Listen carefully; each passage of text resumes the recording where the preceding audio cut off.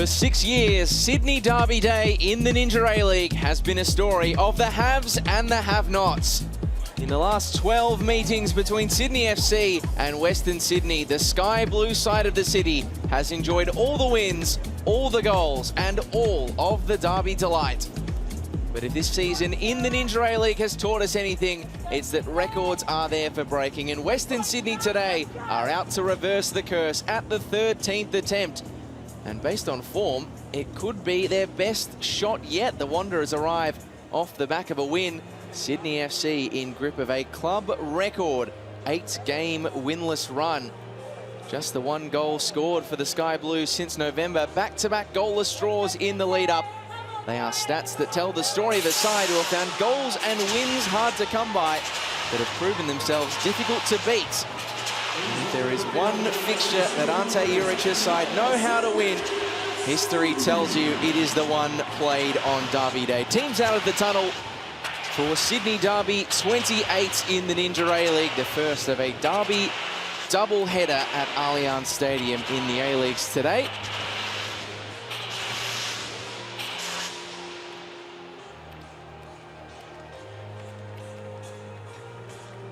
And we are, before kickoff, going to observe a minute's applause in honour of the recent passing of Rado Vidosic. The Australian football community is deeply saddened to learn of the passing of Rado Vidosic. Rado leaves an enduring legacy in the game, inspiring and empowering men and women's players across our leagues for almost 2 decades. A premiership and championship winning coach, Rado's legacy has gone well beyond the pitch. A friendly, kind-hearted and much-loved football person who works tirelessly to improve players, coaches and staff around him. We join the wider football community in remembering Rado and extend our heartfelt thoughts and condolences to his family and loved ones. In recognition of his contribution to the game, we ask if you are able to please stand for a moment of applause for Rado Vidosic.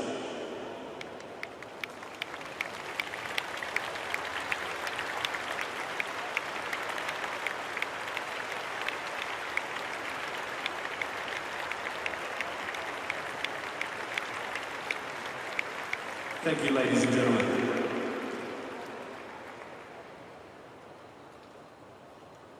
Respectfully observed minute's applause for a monumental figure in the Ninja A-League. Let's head to the team news for Sydney Derby 28. And there is big news in the Sydney FC 11. Star goalkeeper Heather Hinds is out with an illness, so Tiana Robertson comes in for her first start since the 20th of December. Captain Sarah Hunter and defender Kirsty Fenton both making their 50th Sky Blue appearances today. And keep an eye out for Mackenzie Hawkesby on the bench. She scored 4 times on Derby Day. And there are big shoes to fill for Tiana Robertson this afternoon. Her first appearance since that club record 7-0 defeat away to Wellington. She did keep a clean sheet though in the last Sydney Derby and will be eager to silence some of the doubters today. And there are 2 changes for Western Sydney today, including one at the 11th hour. Liv Price denied a 100th Wanderers game by an injury in the warm-up. Amy Chisari, a very capable replacement in midfield. And Ella Buchanan regains her spot at fullback from Millie Bennett. Nikita Fazari taking the vacant slot on the bench.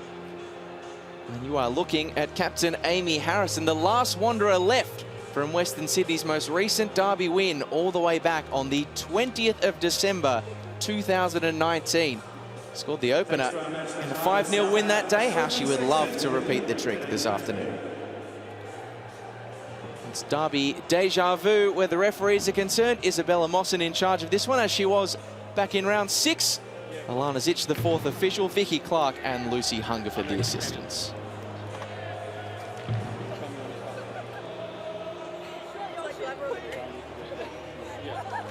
Big day for Sydney FC. 8 games winless going into the Derby. It is unfamiliar territory for Ante Juric and his Sydney FC side, who have travelled 8,000 kilometres since Monday. Melbourne to Sydney to Perth and back again. A Derby Day win would go some way to making a trying week all shake out right. Wanderers hoping to end their 12-game wait for a Derby Day win. It has been a long time between drinks. 20 unanswered goals along that stretch. This could just be their best opportunity in the dozen games that have gone by. Jeff Abrahams felt as though the goalless draw last time they met was as close as they've come. He would love to go one better in his 28th game as Wanderers head coach today. Well, it's a Sydney derby with a lead in like few before, but it is a matchup as intriguing as the first in the Ninja A-League. Sydney Derby 28 underway at Allianz. A massive clash at the basement of the Ninja A-League table. And it's a delight to be joined by a person who has no shortage of experience when it comes to Derby Day. Former Wanderer, Ninja A-League legend, Kath Canuli. Kath, what an occasion and what an opportunity, at least it looks on paper, for your old side to finally break this Derby Day hoodoo. Absolutely, Lockie, as we know, with Heather Hines out at the moment. It's a big for Western Sydney Wanderers, but what a great Derby Day. You can't beat these days, Lockie. These are some of the best days of our lives. I've lived it as a player, I've lived it as a coach, and now to be able to sit here and sit in this chair and watch it, it's a less nervous, that's for sure. I can only imagine. What would the nerves, the mindsets of these Wanderers players be like today? Obviously, they'll be well aware of the recent history. Not all of them have been involved in that, but even if you haven't been involved in it, it's got to hang over your head a little bit. Absolutely. These days are games that, you know, players live for, and no matter where you are in the sort of competition, no matter where you sit, this is always a massive game between these two sides. It's been a long 2,234 days since the last time they painted Sydney red and black. A lot of joy for them in this fixture before that, just the 2 wins in 28 head-to-head meetings. They're in with a real shot today as Caspers looks to come forward, launching the ball inside, but unsuccessfully. Lowry can't get around the reach of Rado. And it will be utterly fascinating to see how Sydney FC respond today to a Wanderers side who will have newfound confidence going into this fixture, because not only have Sydney FC been in this winless run, they've played back-to-back nil-all draws, and this, Kath, incredibly, is their 3rd game in the space of 6 days. It sure is. This is a tough fixture for Sydney FC. They've had a really big week. They've come back from Perth. Obviously, they'll away to Melbourne Victory as well, but they've been really struggling to find the back of the net, and it's not something that Sydney FC is really used to. As we know, they've always been one of those top teams, and it's always come quite easy for them. And you know, when you're looking at confidence within the team and you don't score, every week it becomes harder and harder. So I'm sure that Ante's been looking at different variations and different combinations to try and change, but I think ultimately it comes down to the confidence of the players on the pitch as well. They'll have confidence, at least, in knowing this is a game that they have historically been able to make theirs. And this run in front of goal is really remarkable from the grand heights we've known of Sydney FC in years gone by. 1 goal in their last 8 games. Millie Caspers, their only scorer since the end of November. They failed to score in 8 of 12 this season. It is rather remarkable. And on Derby Day, a response is often demanded. And those who are filtering into Allianz of a sky blue persuasion will be hopeful of one. And there's a nice little tone setter early on in the Derby, Cash. Absolutely. I'm sure that both coaches would have said before the game, you know, you have to go out there, you have to win those 50-50 battles, and that's what Poppy Hooks is going out to do. She's setting it early and setting the tone there. It's the kind of attitude the Wanderers need. There has been a certain meekness about some of their derby displays in this 12-game winless stretch. Of course, goalless draw last time they met.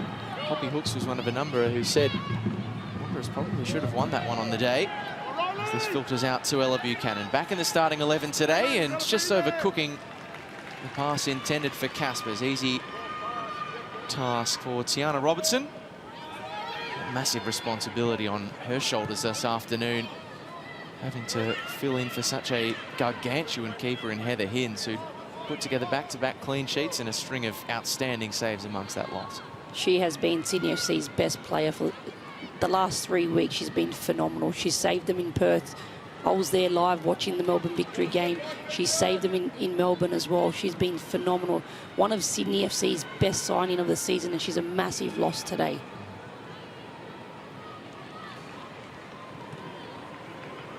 Pass forward for Jodie Ukeckel. The American still just getting the radar in early doors at Allianz Stadium. Danica Matos playing today in her 12th Sydney derby. She's had to sit through almost every single one of these failed attempts to get one over the old enemy.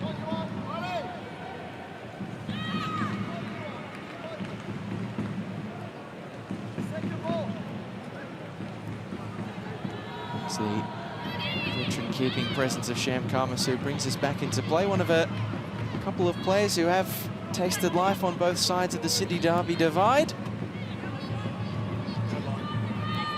Sham's been involved, obviously, back in the day at Sydney FC. I remember when she was a youngster coming to training with her sister Lena, and she was just training on with us, and would be doing shooting practice, and would be putting her in goal. And she was just, you know, so young back then, and to see her have a fantastic career in the A-League is just so phenomenal for the Khamis family as well. It's been a fair bit of time since that debut at 17 back in 2012. Sydney able to win the ball back. Been among the lowest teams in the Ninja A-League for possession and passing this season, Sydney. So that's a surging switch for Abby Lemon. Another critical battleground, the possession stakes today. Two sides who do tend to prefer having less of it than more.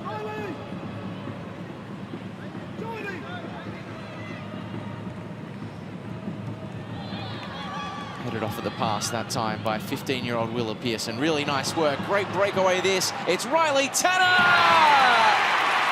It's a sky blue breakthrough in the Sydney derby. Riley Tanner gets the hosts off to the perfect start on the big day. And after their struggles in front of goal, that one is a welcome tonic and a great finish. What a great interception there by Willa Pearson. She goes forward quickly. Great run forward there by Riley Tanner. What an absolutely amazing finish by her. Puts it in the back of the net, and you can see how much it means to her, the celebration. It's like a monkey off your back. You're just so excited to put that ball in the back of the net. 8 games without a win, 1 goal since the end of November. It all feels a world away now for Sydney FC, who take the lead in the derby. And the Wanderers have got that familiar, frustrating feeling for all of their hope and ambition going into the game. They're going to have to come back from behind if they want to take something out of this one.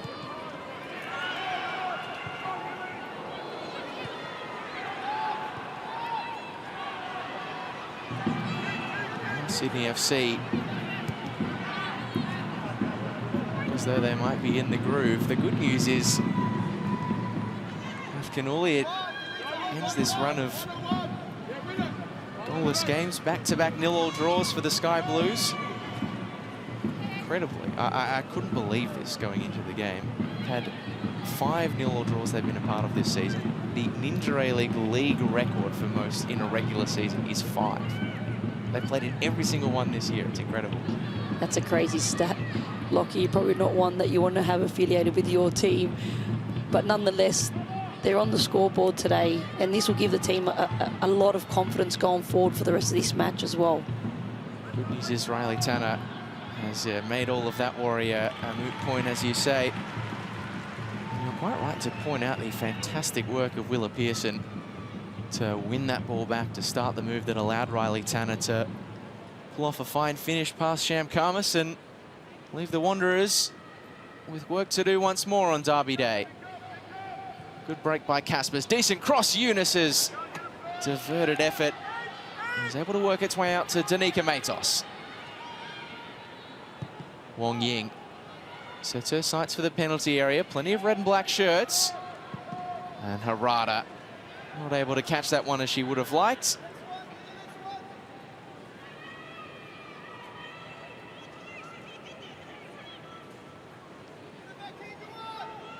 Quite catch that one as she would have desired, Talia Younis, but it's been great to see her getting a consistent run of quality games in the Ninja A-League in the last month. How about that assist last week as well for Holly Caspers second, the winner at the Mariners? It sure is. It's great to see someone like Talia Younis being able to get regular minutes. She's part of our young Matildas squad, and you know, she's one of the key players for us as well. Technically, she's probably one of the best players that I've seen across the junior setup. You can see she's got so many tools in her toolbox. The way that she can hit a ball, whether it's short, long, inside of the foot, outside of the foot, that's definitely something that is a key for her in her game.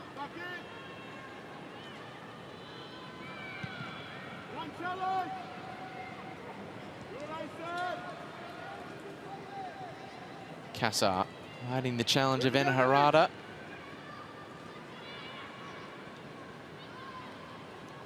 Back by Buchanan for the Wanderers.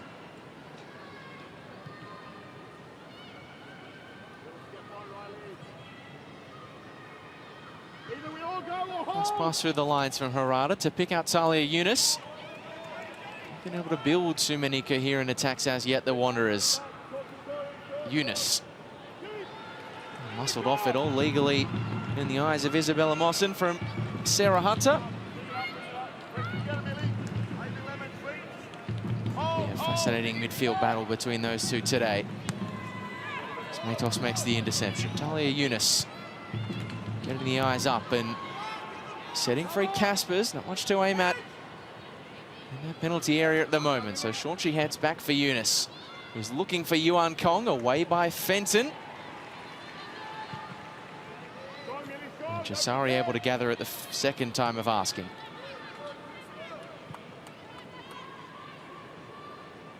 It's by virtue of Sydney FC sitting back and settling into a shape. It's good to see that the Wanderers haven't been perturbed by that early opener for Riley Tanner.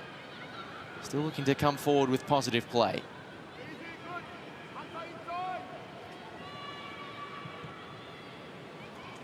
Caspers has left it short, and easy pickings for Millie Cassar. He's only able to buy Sydney's defensive shape a momentary reprieve.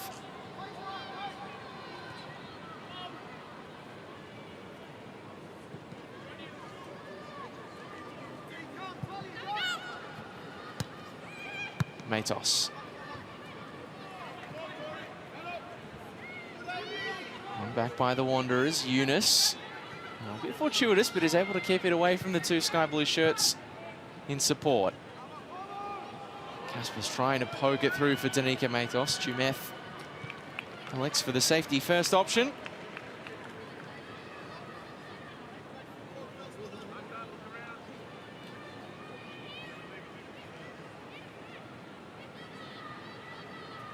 Caspers with back to goal. Stood up nicely by Asen. She's been a good addition back into the starting 11 in recent weeks, the Philippines international.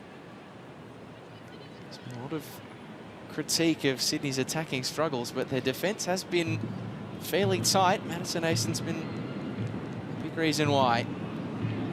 Defending for her and Tori Jumeth to do here. As Younis's corner comes in, it's well shaped too. Kong contesting. Sydney FC can't clear their lines. It squeaks all the way out for another Wanderers corner. Took a little touch off a sky blue player en route.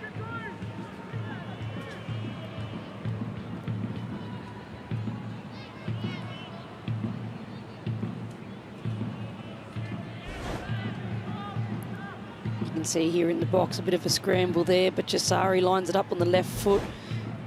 Younis's ball in, another good one. It might sit here for Harada. Big deflection, it'll fall back out to Talia Younis. for a second crack to lift it in.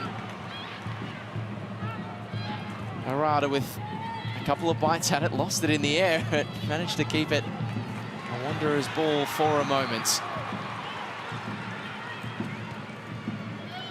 Great midfield splitting ball by Matos. Eunice. The Wanderers have responded really well to the challenge of going behind. It's great to see them patient on the ball. Unfortunately, in that first build-up, they tried to break the lines there, and Willa Pearson obviously intercepts the ball, and they get a break there and score. But to keep this patience and to try and still look to break lines and keep that confidence is fantastic by the Wanderers girls. And you can see here, they're trying to keep possession of the ball. They're playing a good brand of football. You can see the movements off the ball are also great. The forward runs, the look into the switch of sides here. Just need to do a little bit more intent and a bit more consistency without losing these balls like this. I guess that's the problem, isn't it, Kath? We have seen positive play. We have seen possession. We have seen chances for the Wanderers. The challenge in this fixture for 6 long years now has been about taking them when they present. Absolutely, that's like all games. You need to take your chances when you do get it. Sometimes you only get 1 or 2 chances, so you need that player that actually can take that and put the ball in the back of the net. And it's always the tough ones in games like this, because it's not just about the football. Sometimes it's all about the emotions as well that comes into play also. Matos gets the eyes up, swings a great ball in. Caspers missed it. It's cleared, not totally convincingly. And Harada puts it straight into the palms of Tiana Robertson. And the first big test for Sydney's stand-in keeper is answered. It's a great ball there by Danica Matos. Puts it into a dangerous area there, and Harada does everything she can, puts her body on the line to be able to get that shot off. It's one of those shots where, with the purchase and power, the classic either side of the keeper situations, anywhere but there. And Harada, it's the first shot on target of the day for Western Sydney.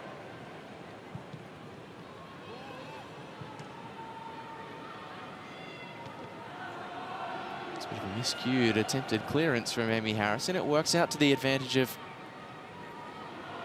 her teammate in Poppy Hooks. Lowry. Neat little ball for Cassar. Both sides are enjoying a pretty precise passing game so far in the recently refurbished Allianz Stadium surface. Matos loses out to Chumeth. Ball up the line looking for Lemon. Here comes the experienced presence of Amy Harrison to rid the danger.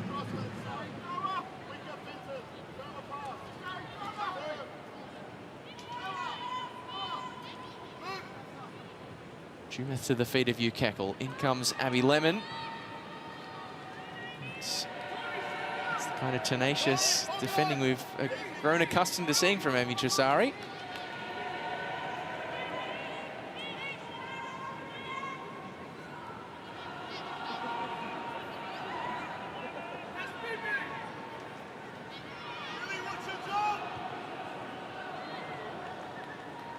So take 2. For Tori Chumeth from the throw.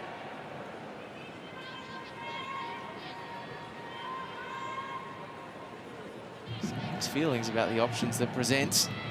That time she finds a good one in Kekel.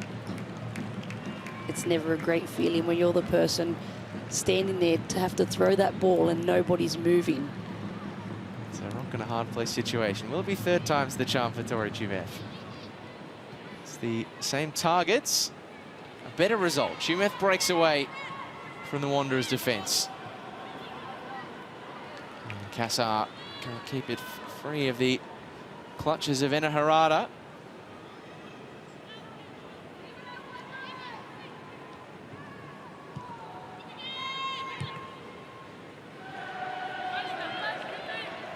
And now the Wanderers have managed to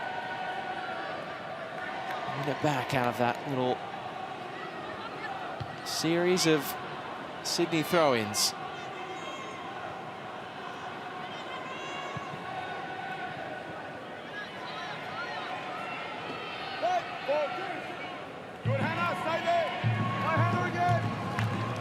His comfortable play. Gets some praise on the sidelines from Ante Juric. He doesn't half mind the ball forward, looking for Riley Tanner either, which Hooks is able to deal with that time around. Tanner Lowry making the return back to her hometown to play Perth Glory in midweek. You see the Sky Blue fans and those red and black Wanderers in the background crashing in. And a strong challenge from Poppy Hooks. Great defending there by Poppy Hooks, because it was a beautiful ball in behind there from Hannah Lowry. And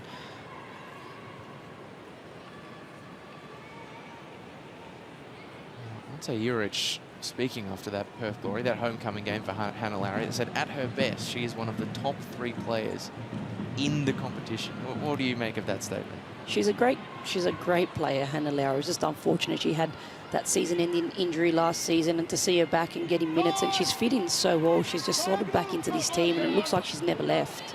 Chimeth is having a go. Karmas just misses it, but it's off target in the end. She flapped at it, but didn't need to worry in the end. Chimeth, 1 goal in nearly 90 Inter League appearances. That was a fairly confident effort from a defender who's not a likely source. It sure was, and sometimes when there isn't much options on, and you do back yourself from that distance, why not give it a crack? And she might have just seen that Sham was taking a couple of steps forward there, and she thought, why not? I'm just going to let it rip from here, and you never know what can happen in those times.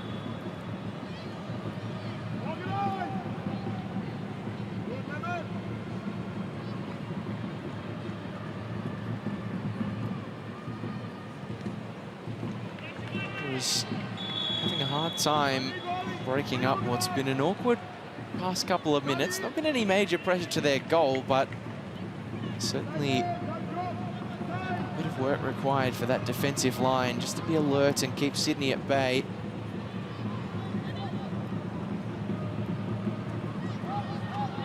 This is the problem the Wanderers have got ahead of them, Kath. Sydney FC have had very well documented struggles in attack, but they have been very, very hard to beat, as victory in Perth Glory this week will tell you. That's right, they've had their struggles, obviously being able to win games and to score goals, but defensively they've been really, really sound. And to say that, you know, there's a youngster there in Willa Pearson that's 15 years of age and has been the rock of that defence is fantastic for us and fantastic for Australian football. But on the other hand, obviously the Wanderers need to be able to break that down. And at the moment, you can see that they're playing a great brand of football. They're trying to keep possession. They're trying to break those lines. But it's what happens once you get into that final third. You need to be clinical and you need to be ruthless once you get into those areas. 10 clearances for Willa Pearson in that game against Perth Glory. Another standout showing from the teenage centre-back. Tanner contests forlornly. She was found offside. It's been a weird duality of Sydney FC's season there. Just their 7th goal of the Inter League season, that one for Riley Tanner, but they've kept more clean sheets than any other team in the competition. Were it not for that 7-0 shellacking at the hands of Wellington, defensively they'd be streets ahead of the next nearest in the league. So Juric has seen a lot in his 152 games. I think it's 153 as of today. The Sky Blues boss has seen a season quite like this before. There's a bit of a scrap in the central area. Wanderer is able to come away with the football through Rado. And anywhere will do for Willa Pearson.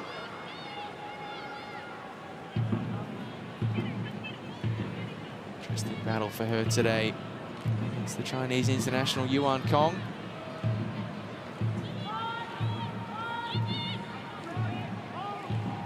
Caspers the other. Kong and Pearson come together. Kong looking for the shooting angle. Well held up by the 15-year-old. And then in comes Kirsty Fenton to break it up. Great ball from Enna Harada. Bit hot on the chest of Talia Yunus. Just stood up by Abby Lemon.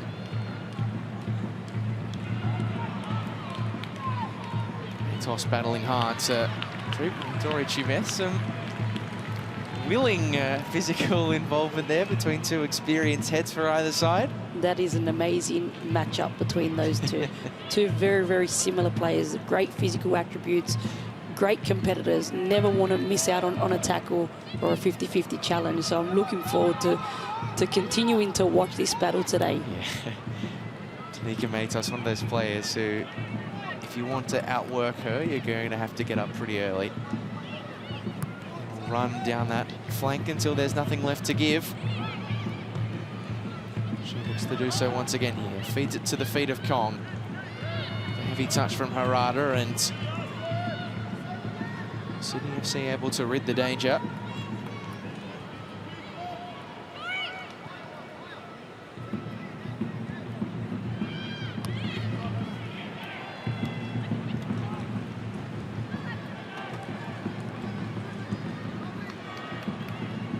Harrison. Caspers. Eunice. Wanderers taking their grip on possession in the last couple of minutes as Matos lofts the ball in. Asen able to help it on its way. Lowry doing the same. Taylor's first touch looked a clever one to try and get round Poppy Hooks, and eventually Isabella Mawson will pull back for a free kick for the Panamanian international. You can see there, Poppy Hooks just comes flying in there, maybe just off with her timing, and takes out Tanner. And this is where we talk about the emotions in games and the emotions in football, and sometimes, you know, you really want to get there, you want to be able to win that tackle, but that time was just that touch off there for Poppy Hooks.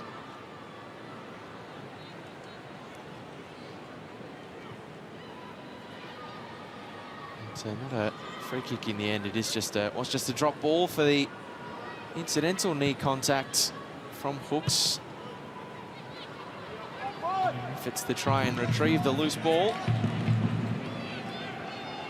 She's been a willing competitor so far, Poppy Hooks.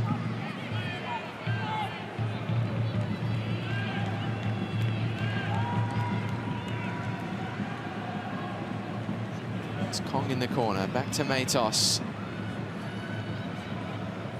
Opens up a bit of space. It's over the head of Buchanan and headed clear by Fenton.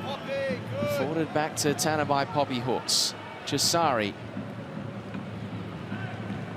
Feet from Poppy Hooks. Wong Ying shifting it wide. Wanderers with numbers forward. Matos retrieves her own 1-2 there and drives the ball in. Asen can't fully clear. And Robertson able to gather. Sydney FC, as you would expect them to do, are really suffocating that penalty area wherever possible.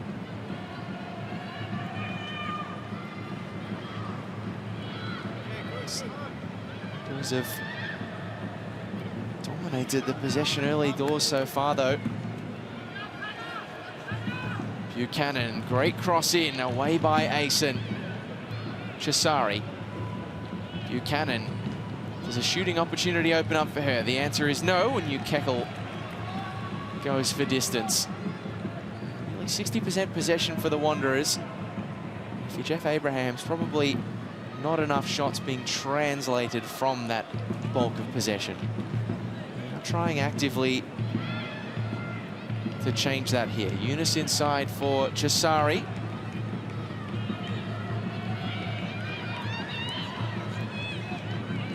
Wong Ying. Back to Eunice. Outside of the foot pass, a clever one. Caspers just able to keep the ball alive. This is everywhere at the moment for the Wanderers. Caspers crossing in. Wong Ying lurking. Buchanan picking up the pieces and playing it back to Hooks. Caspers trying to lay it down for Eunice, but every time the Wanderers get a ball in the box, Sydney FC's defence is coming up with the answer. Sydney FC's defence today has been fantastic. You can just see every time that a ball does come into that dangerous area, they're the first to get up and win the ball, and they're also winning the seconds as well, and that's something that I think the Western Sydney Wanderers can also pick up on is once those balls do get delivered into the box and then that second ball comes out, who's there to pick up the scraps there?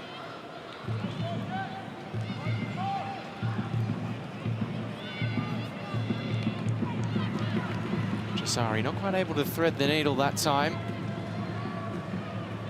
See Sydney, their numbers stacked behind the ball. Wong Ying looking for her compatriot in Kong. Robertson punching away. And helped on its way by Sarah Hunter.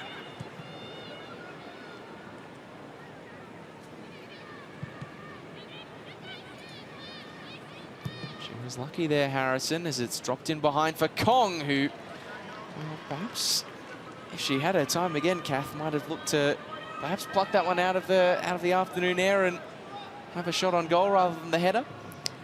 She probably didn't realise exactly where she was on the pitch there as she's tried to get on the head and trying to flick it over. But look, if you replay it and you watch it over again, I'm sure she would have had to have changed up her decision there for sure. Well by Rado, and Caspers can't really muster much of her own.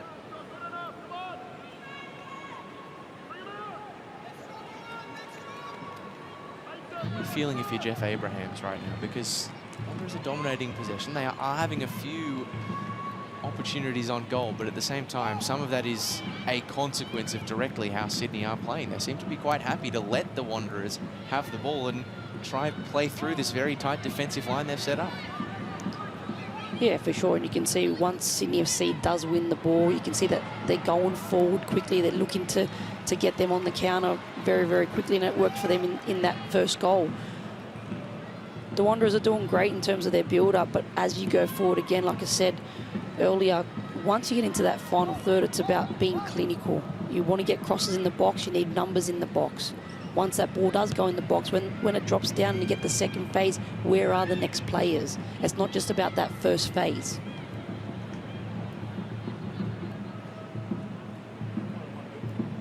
Caspers to keep it clear of the reach of Madison Asen and return it back to Buchanan. Great ball inside, Robertson collecting. And that had to be inch perfect with the looming presence of Talia Yunus just over the shoulder. It's a great ball forward there and a beautiful cross in there by Buchanan. You could see what she's trying to do. She's trying to put the ball in behind the Sydney FC defence. But credit to Robertson there, the way that she's read that, she's come out and taken that. Very, very well done.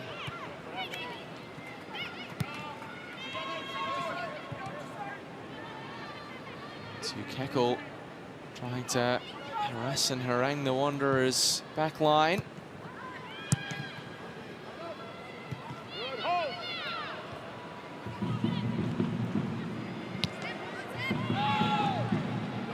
Santos gravity was not her friend, but the competitor that she is, she managed to find a way to try and keep it alive for the Wanderers anyway.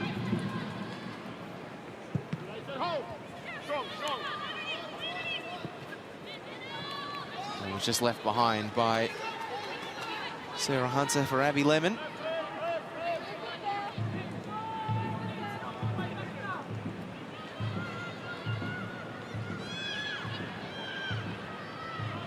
Good hold-up play by Holly Caspers. Really great work by the striker, and forces Hannah Lowry to turn it behind for a Wanderers corner.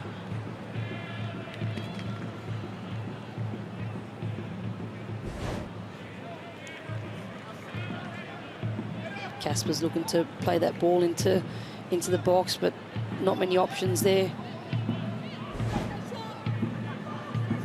Strikers doing the crossing, it means they're not in the box. Plenty to aim at though for Talia Yunus. Kong rises. Buchanan will look to keep it alive at the back post for the Wanderers. Rado breaking into open space and putting it out for a goal kick.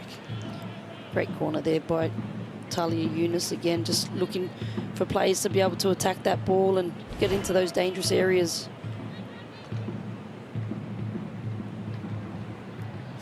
Can't fault so far for the Wanderers today. It has been the quality of those set-piece deliveries from a player who's having a very handy game so far in Talia Yunus. One away from the half century in the Ninja A-League already. She's played the most games of any player 17 or under in the Ninja A-League. She's nearly played the most of any 18 player or under in this competition. It's absolutely crazy to see how often the players now are hitting 50, are hitting 100. Back in our days, in the earlier season, you'd be playing 5 or 6 seasons to be able to hit 50 games in the A-League.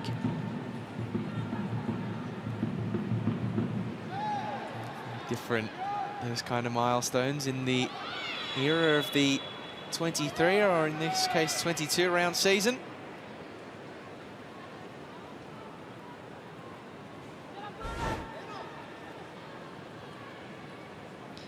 I love how Fenton's thinking, oh, how do I get this given against me? She's absolutely pulled her down there. Yes, the argument is always, if you don't buy a ticket, you're not going to win the raffle. If you don't protest your case, then it might not go in your favour. But the replay probably exposing the lack of a leg to stand on for Kirsty Fenton. So Amy Harrison on set-piece duties this time. It's a shallow free kick. It'll sit up for Chisari.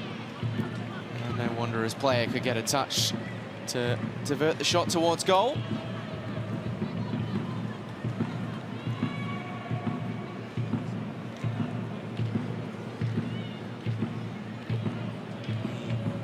Frustration of this dual deadlock the Wanderers have got against Sydney FC. It's not just about the winless run, it's about the goalless run as well, that you can't help but wonder if and when they do eventually score that goal, because it will have to happen, whether it's today or another day, how that's going to change their belief when they go forward in these attacking situations.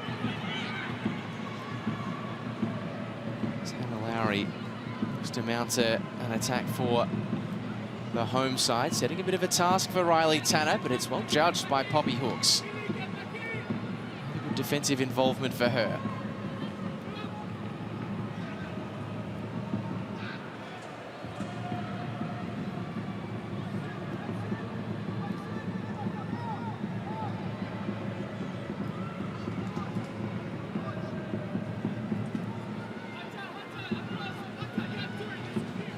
Harrison's going to try the direct approach. Doesn't work out that time. Football coming back for Abby Lemon. Stab towards Jodie Kekel. Cassar able to keep it clear of the two Wanderers players trying to win it off her. Lemon keeps it alive. Chumeth back to Hunter, and now it's Abby Lemon breaking away. Just couldn't find that little gap that was available in the Wanderers' defence. Breakaway perhaps coming for Western Sydney, but we've seen this before from Willa Pearson. She's very happy to play extremely deep, almost in that classic olden days sweeper style role to try and stop those long balls from coming off. A very similar sort of situation, so quite a few times against Perth in that 0-0 draw in midweek.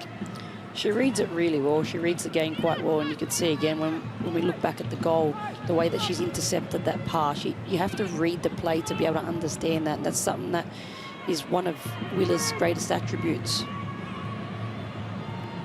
It's not often you possess that kind of vision, that clairvoyance at the age of 15, but it's the kind of talent Sydney FC have got on their hands. She's the youngest player in the Ninja A-League when she was still 14. Training with the... She was a senior, trained on last year when she was only 13. It's seriously an incredible rise. It was a huge risk for Auntie to be able to start her in that position in that game, and it's definitely paid off. You know, it's not always easy when you have to make a difficult decision. You've got one of your senior players out, and you look to the rest of the squad and you think, okay, where am I going to go now? And he's probably had one hand on looking towards the future, but also thinking, okay, if we're going to play her this season, let's throw her in the deep end and see where she's at. And she's never moved from there since. It's fantastic credit to her, but also a credit to Ante Juric as well, and having that belief in a youngster and giving her the opportunity to be able to play regular minutes in this league, because it's also fantastic for us from a national team perspective as well.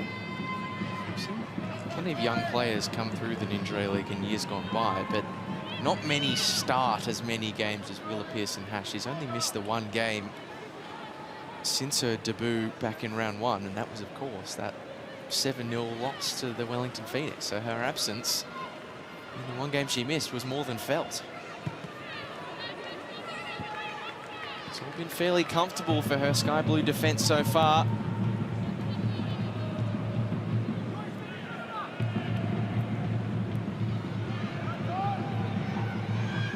Caspers breaking into open space, can only put it to the feet of Willa Pearson.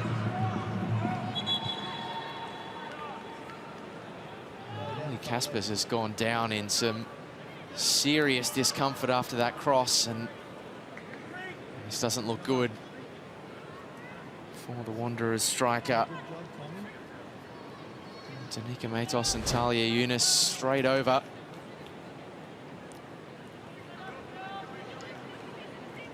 That does not look good on first viewing, Kath. It really doesn't, Lockie. It's really, really sad to see Holly in so much pain. You can see there, just off the board, no contact, the way that she's stepped on her knee there, and the way that she's grabbing onto her knee, and her facial expressions there does not look good. And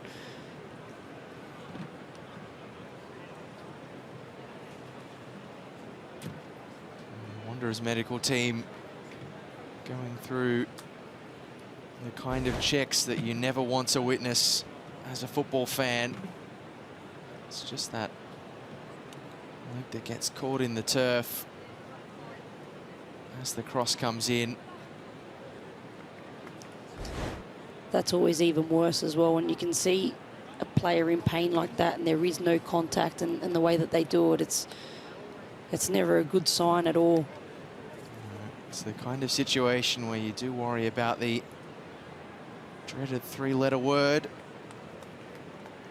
Of course, the Wanderers did just a fortnight ago lose their Matilda's star, and well, the league collectively lost her in Chloe Berryhill to a serious knee injury. Has effectively spelled the end of her career, what was meant to be her last season in the Ninja A-League.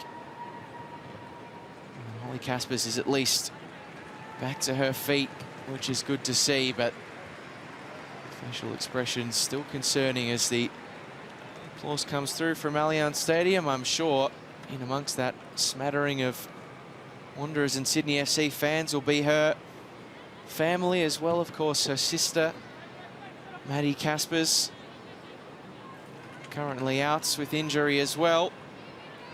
As Holly Caspers leaves the field, we will take another look back at the goal that separates the sides. Great interception from Willa Pearson, and Sydney made it look easy from their cap.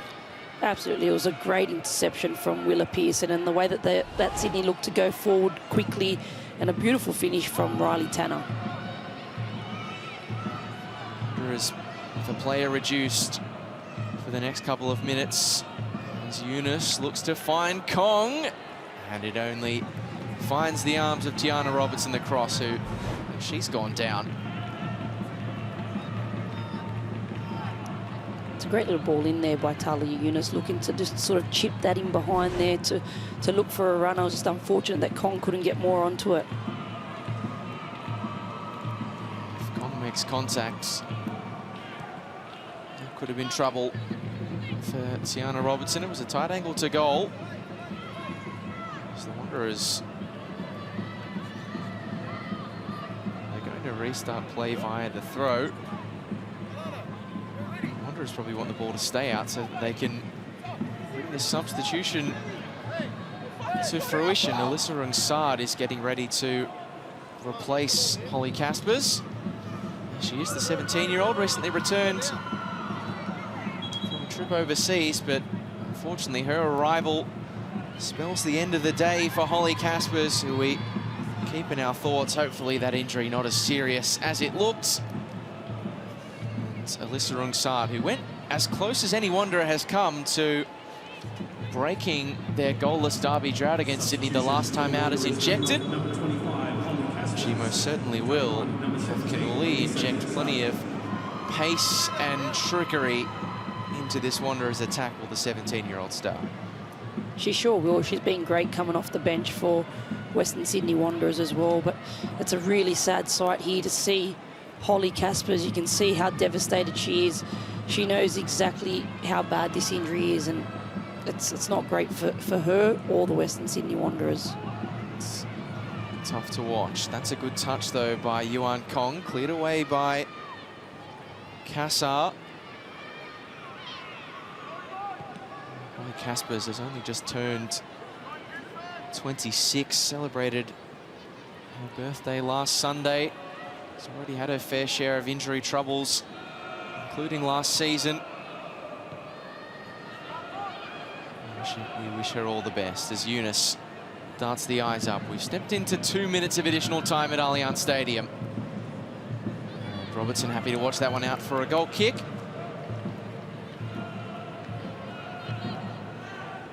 And now Jeff Abrahams has the unenviable task, Kath, of not just having to issue a team talk to rally his team from a 1-0 deficit at the break, but also to get their heads back in the game after watching a teammate go down in such tragic circumstances. For sure, and we've seen that when Chloe Berryhill had her heart really bad injury, right? And we need to make sure that the girls stay switched on. We need to make sure that there's that camaraderie between the group. And sometimes, you know, we know it's something bad, but you need to look at it as a way to be able to bring the team back together as well. But a couple of minutes here before they go into the break, they get that halftime break, which would be good for them to be able to regroup and allow Jeff to be able to get some information into the team, but also give them a little bit of, you know, calmness as well.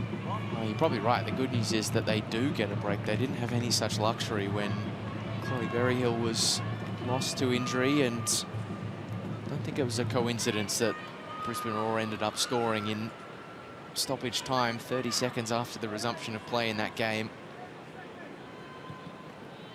So a big challenge ahead of the Wanderers as the halftime whistle approaches at Allianz Stadium. Sydney FC have stayed focused on the football as they look to end an 8-game winless run of their own, just as the Wanderers did last week. The visitors have one last push. The ball through the lines. Matos with a fair few numbers to aim at. Kong was there. Asen first to it. And the Wanderers pick it up. Chisari. Amy Chisari! Finally! At long last, the Wanderers derby goal drought is over. And what a way to break it. Amy Chisari with her first goal in the Ninja A-League after 59 games. Wow. It's a great ball in here by Danica Matos. Kong can't get anything on it. Again, we talk about being able to get into that second phase, but what an absolutely cracking strike from Amy Chisari. Robertson had no chance on that strike. What a great goal and a great way to go into this second half. 18 and a half hours of agonizing wait comes to an end off the boot of a player who was not even meant to start this game. Amy Chisari brought into the starting lineup after an injury to Olivia Price, and it is game on at half-time in Sydney Derby 28. Riley Tanner opened the scoring. The Sky Blues look set to go into the break with a 1-0 advantage. Enter Amy Chisari with her first professional goal, and the Wanderers first against Sydney FC in 13 games, which has us level, a goal apiece for the first time in 6 years. A big second 45 to come, but at halftime at Allianz Stadium, it's Sydney FC 1, Western Sydney Wanderers 1. Well, let's look back at the highlights from a historic first half, Kath Canuli. It got off to a rocky start for the Wanderers, though. Sydney FC were on it early with a fantastic goal to open the scoring. They really were, and Willa Pearson again looking to go forward really quickly here, and a great strike by Riley Tanner. You can see here the way Wheeler just intercepts the ball, gets onto Ukekel to go first time forward into Riley Tanner, and a great strike and a beautiful finish. Fantastic goal. Duly celebrated, just their second since November. The Wanderers did have their chances. This one was a good effort from Rado, but it was starting to feel at this point like a half that was going to slip the Wanderers by again. It really did, and Harada's done really well to be able to get herself to that ball and to get a strike off on goal for the Western Sydney Wanderers. And you can see here again, looking from Chisari to go forward and break that line with Danica Matos. Again, putting a nice cross into the box. Kong doesn't get much on it. They don't really pick up those second scraps, and it lands here for Chisari. And what a phenomenal strike here by Amy Chisari, and a great way to go into this halftime break.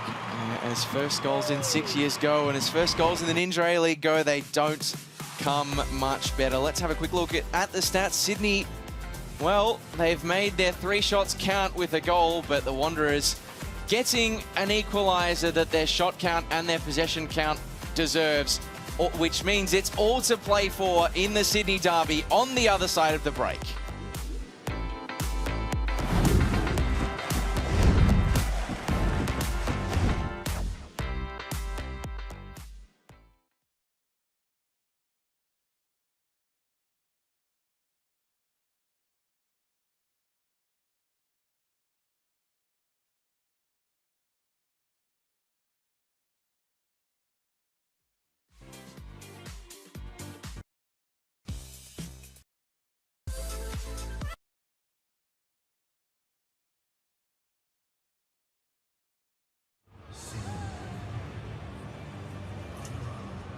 Protect this house.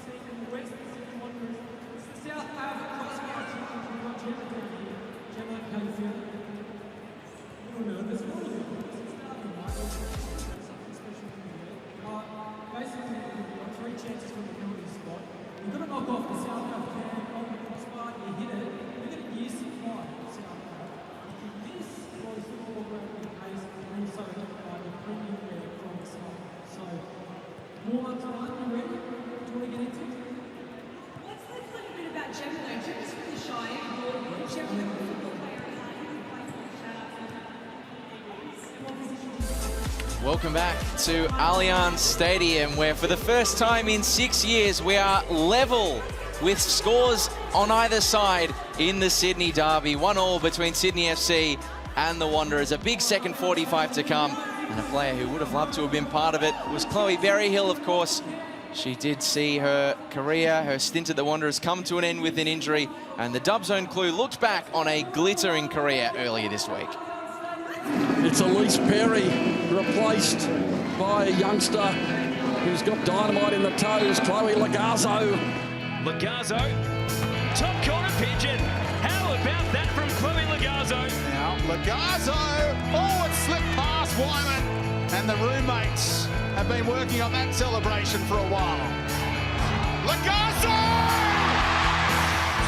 2-goal buffer restored, and Chloe Lagazo thumps one in. The power was too much to handle. 2019 champions, Sydney FC.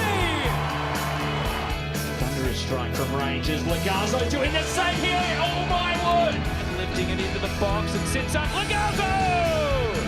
This is a player that just knows how to make things happen. Begins with a brain. It's a tricky one to deal with, and it's bundled into the back of the net from who else but Chloe Lagazo. Yeah, big moment for me to have my wife in the stands, and I kept this a surprise. We always talked about how I wasn't going to change my name from Lagazo to Berryhill until I retired, but I thought it was about time. And as Matos drives the ball in, and they find one. Chloe Berryhill, the Matilda makes her mark. I will be content when I retire because I've put everything that I can out there and just see where I get with it.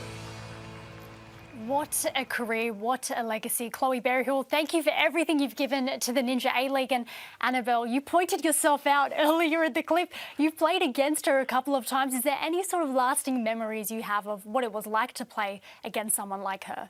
I just think, played against her a few times, and what I took away is just she's such a competitor. I think whenever you saw her coming up against her, you just knew you were in for a tough day, and I think she's one of those players that you hate to play against but would love to play with.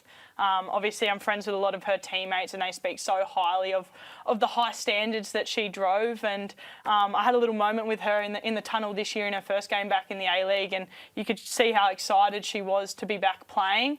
It's a bit heartbreaking that she doesn't get her fairy tale ending, I guess. But I think it does sum up her career, really, putting her body on the line for her team time and time again. So it's really sad to see her go, but it's obviously a career she can be very, very proud of. And I think always a sense of adventure and also wanting to be a leader, because she could have stayed in the comfort zone of Sydney FC, but went to Newcastle because she wanted the responsibility in 2015-16 of being one of the players who carried the burden of leading that team. And I do wonder, after a break and a bit of time to realise that the playing career is over, what is Chloe Berryhill's future in football? Could she be a coach? Could she be an administrator? We know that she's excellent at analysing the game, so she'll always be welcome in the media. But there's a lot of talk about who's going to be a coach, or who's going to come from the golden generation to increase the number of female coaches. And I would hope that Chloe Berryhill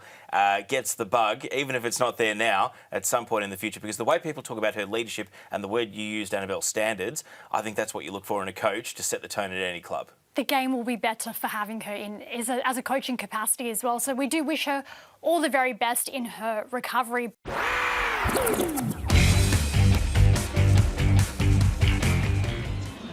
Oh, a fantastic person, a glittering career, and a fantastic catalogue of goals, Chloe Berryhill and Kath Canuli. As I re-welcome you for the halftime show, we've had no shortage of glittering goals in this game as well. Let's have a look back at the first half goals from Sydney Derby 28, and a great team move and a mistake punished by Sydney FC to open the scoring. It was a great play by Sydney FC. They looked to go direct quickly, and a forward run there by Riley Tanner, and a phenomenal strike here to put into the back of the net to put her team up 1-0, which also will help to settle those nerves as well. It was a great start for Sydney FC. They weren't accounting for this, though. The Wanderers have waited 6 years for a goal in the Sydney Derby, and this one, Kath Canuli, was worth the wait. It really was. You can see Sydney FC just dropped their guard there in the last couple of seconds of the half, but what a fantastic strike there it was for Amy Chisari. Fantastic moments for the Wanderers and for Amy Chisari. Let's have a look at what else this weekend in the Ninja A-League has in store. Some entertaining scorelines elsewhere. Adelaide United 2-1 up against Melbourne City, and 2 games to look forward to tomorrow between Canberra United and Melbourne Victory. That one rescheduled from today before the Jets and Wellington go head-to-head at 5 o'clock. But here at Allianz Stadium, it is a massive second 45 to come. And don't forget that there is a massive Asian Cup to come in a month's time. This is what you've got to look forward to in Australia. This isn't just a seat in the stands. It's your ticket to fearless ambition, to roar with crowds, For young fans to see heroes up close, to watch world-class skill, grit and grace. This isn't just a tournament. It's a celebration of what's possible when the world watches women rise.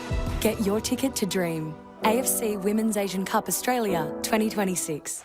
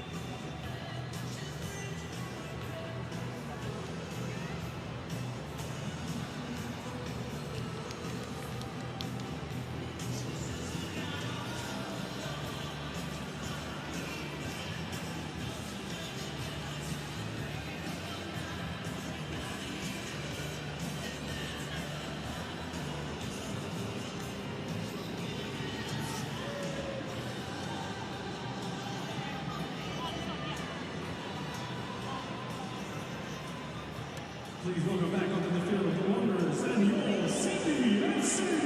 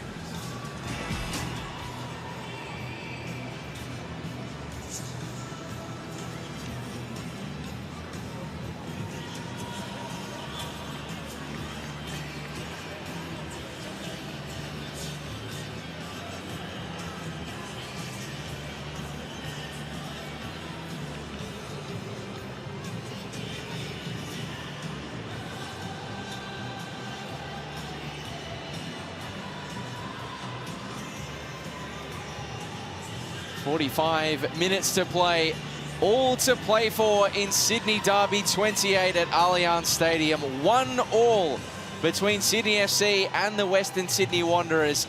The Wanderers have broken their 12-game goal drought against the old enemy, having equalised in stoppage time through a brilliant strike from Amy Chisari.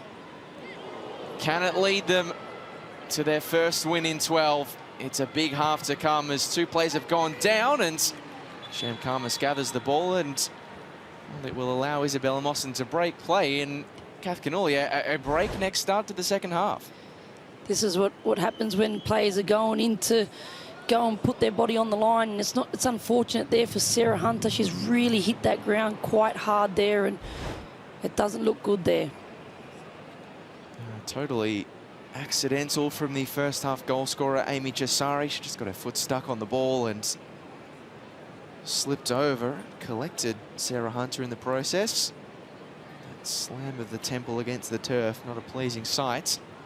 You may be able to spot, just crouching down in that huddle, a big halftime sub made by Ante Juric, as he did away to Perth Glory on Wednesday, Kath. He has turned to Mackenzie Hawkesby at halftime, who knows a lot of things in the Ninja A-League, very experienced competitor. One thing she knows better than most is scoring in this game. She sure does. She's been around this league for a very long time. She's one of the most experienced players there in the Sydney FC squad, and she's someone that you're always going to be turning to. She's had an unfortunate run with this injury now, and she must be cleared to only be able to play this 45 minutes until she gets back into her full fitness. But she's a great addition to this Sydney FC team, and again, it's crazy at her age to be one of the most experienced players on the pitch.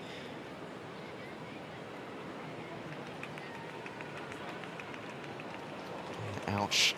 That one is a painful one for Sarah Hunter. You can see she's still wearing the effects of that meeting with the grounds. Hopefully she'll be all good to continue. That is not promising evidence. The assistance to walk off the turf.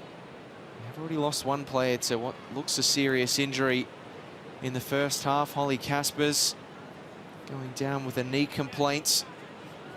And there is some concern here that Sarah Hunter may become the second. Sydney FC would not be keen to lose their captain. Filling in at 22 years of age in the absence of Nat Tobin, and the checks remain ongoing. It's not just a concussion concern, it looks like a collarbone concern as well. The Wanderers continue on. It would be controversial if they get the go-ahead goal here as Ung Saad chops it inside to Eunice. Clever first touch. Kong breaking into open space. And it's a great save from Tiana Robertson to turn it round the post. Substitution for Sydney FC during the half.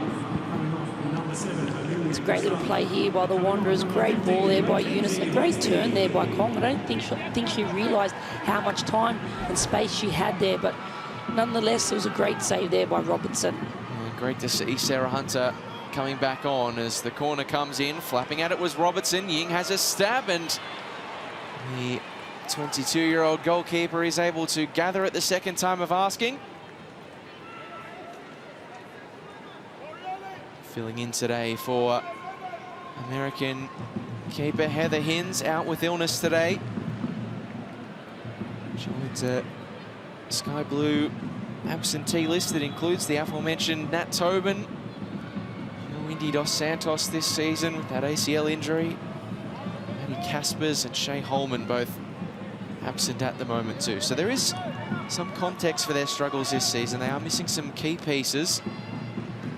I guess the counter argument would be that they are not exactly alone in that particular struggle. Because of course with that, Chloe Berryhill and Sunny Kim So-yoon both lost to season-ending injuries.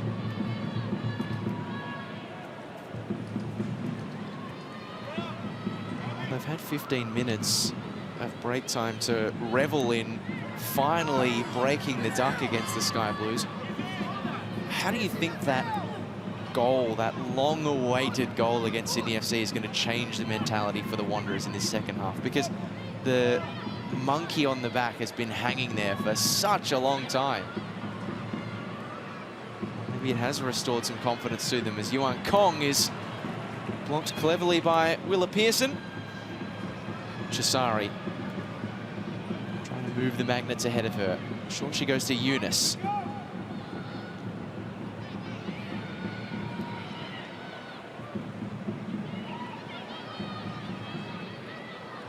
Buchanan just lost her footing.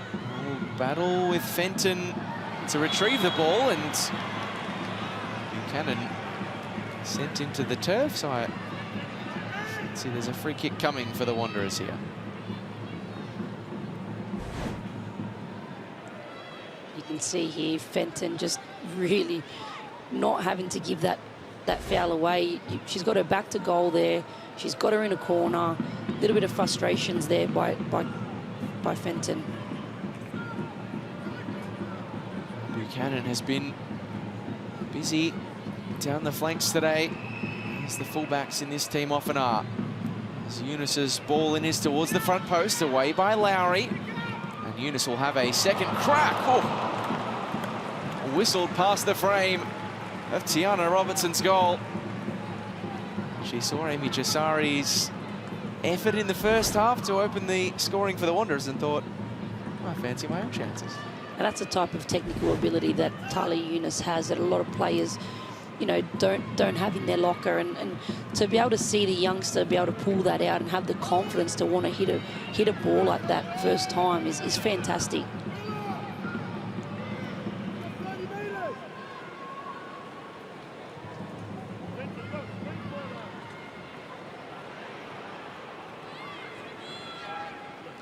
Ying happy to knock that one out of play.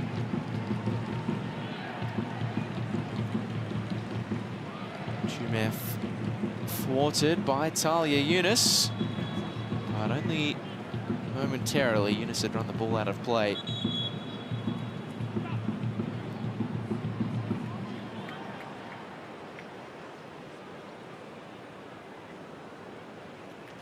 It looks as though Sarah Hunter will succumb to that earlier incident right out of the gates in the second half. She's replaced by one of the youngest players to ever feature in this fixture, Claire Corbett, the 15-year-old coming onto the field. Talented young midfielder. Makes just her 4th appearance in the Ninja A-League. As Lowry lofts in a cross. Oh, it's flipped on by a Wanderer's head. Poppy Hooks concedes the corner. Didn't know what danger lurked behind her shoulder, so to get a touch on. Number 17, Claire Corbett. It's a big loss for Sydney FC, losing their captain, Sarah Hunter. She's been fantastic since returning from France. Corner comes in. Sydney FC players first to it. Tanner for Hannah Lowry, but it just doesn't dip in time for the sky blue midfielder. Definitely in a team that is already bereft, lacking in experienced heads in leadership figures, to lose the player who has been elected to wear that captain's armband, even at 22, is a blow. But the other side of the coin is it's another appearance for a talented player in Claire Corbett. What is she going to offer to this Sydney FC midfield? I think technically on the ball, we know what Claire really brings to this team. You know that she has a great passing range. She's technically very good. She's one that you can build up through the lines with her. And I think it's a great experience again for the youngster to be able to come on in such a great environment here in this game.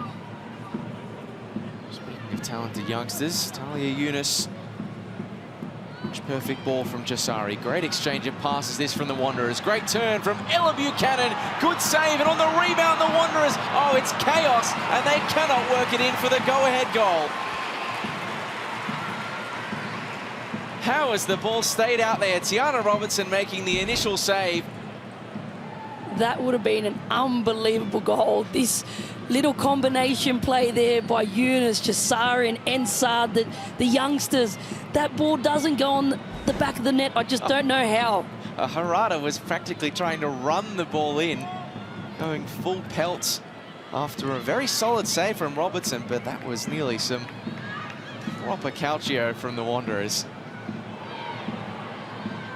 I feel like they've got some confidence in attack, having finally broken back against Sydney FC. The goal drought is over. They wait for a win in the Sydney derby. Still standing at 6 years and 44 days. It's as close as they've come to leading one in quite some time. Talia Yunus, Wanderers with the bit between their teeth. Lifted in for Yuan Kong. Can't direct the header on target, but it is another patch of promising play from Jeff Abraham's side. Some really great play there by the Western Sydney Wanderers. You can see that confidence is really, really building. And to be able to see these players be able to, you know, pull off these little combination plays and look to go forward quickly. And it's just great to see. Bit of open space to work with for Sydney FC.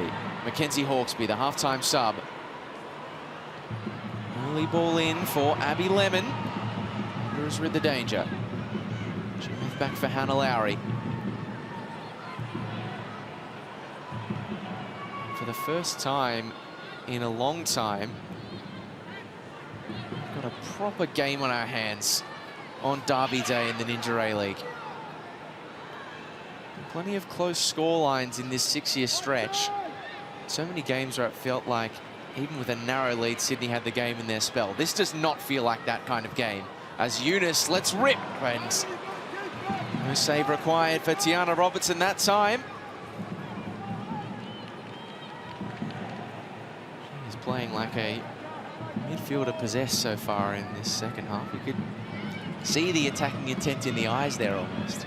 You really can. She's a real winner, Talia. She always wants to win at all costs. She's always the first on the pitch and the last one off, always looking to do those extras.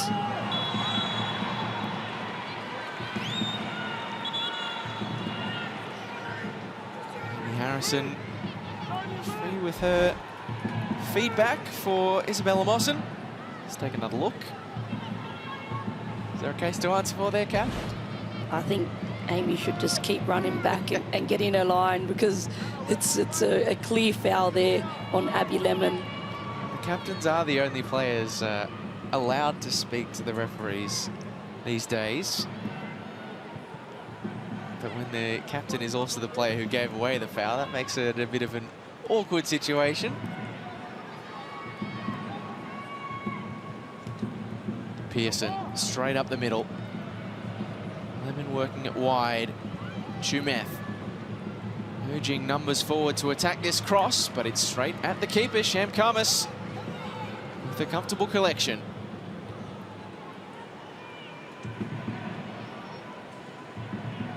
Real verve and vigour to this fixture at the moment,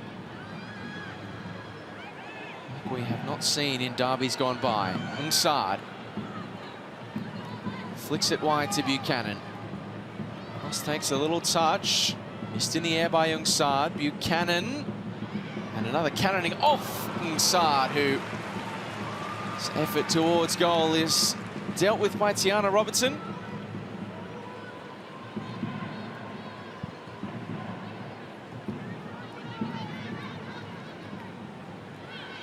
Hawkesby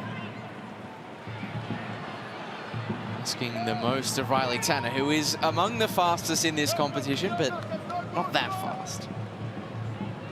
She's just overhit that Mackenzie Hawkesby. Heather Hinds has been the standout international signing for Sydney FC this season. She set a very high bar, but Riley Tanner has been a pretty handy recruit as well on that wing. Maybe not as much consistent attacking threat as Ante Juric would have liked, but when she gets isolated with a fullback, with the pace she's got and the finishing ability she's shown in this game, she can be a real handful.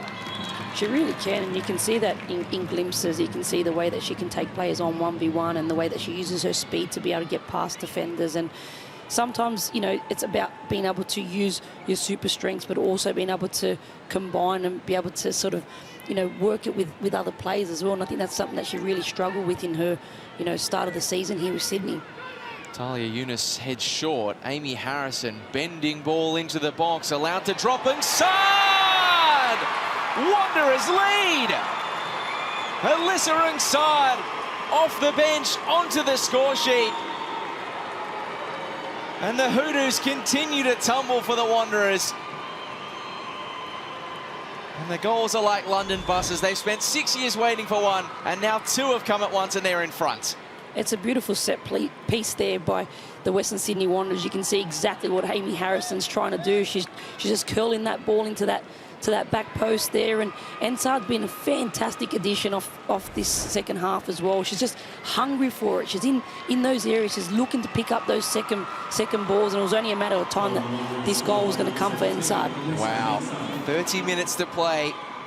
Wanderers on course for a massive, massive moment. Still plenty of football to see out, but for the first time since they won their last back in 2019, the Western Sydney Wanderers lead the Sydney Derby, and it is the Sky Blues with work to do on their home deck.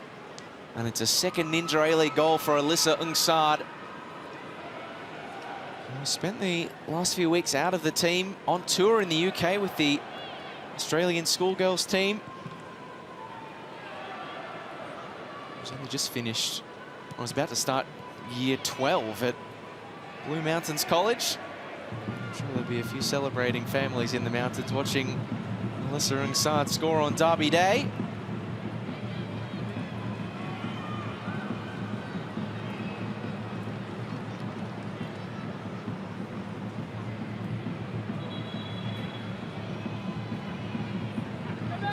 Juric swift to respond to the rare position of trailing a Sydney derby by making a substitution.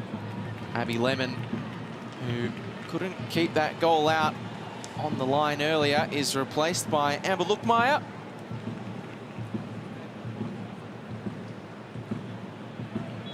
To get her first Ninja A-League goal in quite some time, a player who knows Sydney's West well, a former Blacktown Spartans junior. But here come the Wanderers. Eunice driving towards the byline, cutting it back. Will it sit for Buchanan? It's a great block by Kirsty Fenton to keep the Wanderers at bay. Substitution for Sydney FC, coming off number 14, Abby Lemon. Eunice snuck it through the legs of Pearson. Kirsty Fenton had to do her job to deny Ella Buchanan. And the Wanderers are playing with a confidence we've not seen in this fixture for a long time. Eunice, big up and under ball. Ukekel, not totally clear. Chisari, she scored one. She can't score a second there. Ungsard, Corbett for company. And the 15-year-old does enough.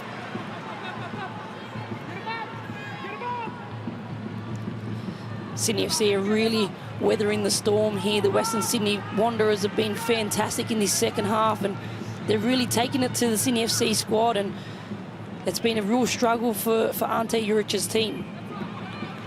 Well, the awkwardness for the Sky Blues is when they have had their joy in attack against the Wanderers today, Kath, it's been in transition, but now Wanderers leading the game, having something to defend, something they can sit on. It puts the onus on Sydney FC to potentially be trying to create goals against the set defence. Yeah, for sure. You can see the way that Sydney FC have been a little bit rattled here in this second half, especially going down a second goal here. It doesn't really sit right. You lose your captain, who's a real leader on that pitch, and it's been a tough one for Sydney FC this season. Not really many things are really going their way, but this break here is going to be really important for Ante Juric to be able to pull his team together, be able to get a couple of words in and be able to settle those nerves. And the team really need to regroup, because right now the Western Sydney Wanderers are definitely the team that are on top. They certainly are. Sarah Hunter with the ice pack on the collarbone. That would be one to nervously watch over. As Mackenzie Hawkesby has replaced her with the captain's armband. Jeff Abrahams, his side are doing everything he would have asked for today. And well, should this result hold, the Dub Zone crew will have lots to chat about on Wednesday.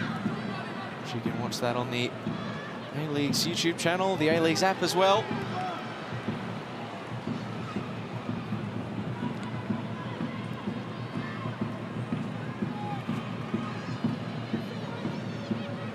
Sydney have got to compose themselves if they want to find a way to get out of jail on Derby Day. This is more like it from them. Riley Tanner marching forward and driving towards goal. Jan Karmas has not had to make many saves today. The ones she has had to make have been fairly rudimentary. Word of another Sydney sub on the way shortly. Need to flip this game around as swiftly as they possibly can. But right now, the Wanderers are arguably looking more likely to extend their advantage than Sydney FC are to break back.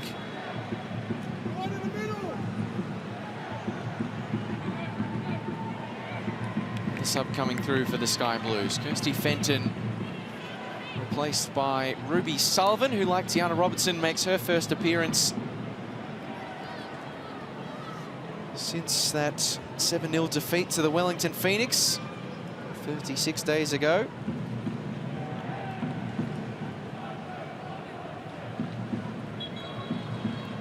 Recently celebrated her 17th birthday, Ruby Sullivan. As Pearson heads it clear. Good news for the Sky Blues is there's still plenty of time left to play in this fixture, and imagine with the injuries we've had, there'll be a fair chunk of stoppage. It's one-way traffic for the Wanderers. Brilliant back heel. Ungsad couldn't chop it inside. Buchanan, it's a bit betwixt and between, and Sydney FC able to clear lines. So always on to young players, Kath Canuli, about selfishness, about having a pop when the moment arrives in the box. Should Alyssa Ungsad have passed that off? Should she have gone for the glory herself? First, we've got to talk about this back heel here from Talia Yunus. That's absolutely class, and 100% inside there. It's got to be touch shoot in that situation, and that comes with time and experience. And sometimes as a young star, you don't want to sort of be the one that's shooting, and you want to sort of pass it off. But in those areas, you've got to have that killer instinct. Again, we talk about having your chances and be able to kill off games. That's something that, you know, players need to start to get that feel. Tanner becomes the first player of Sydney Derby 28 in Isabella Mosson's pocketbook.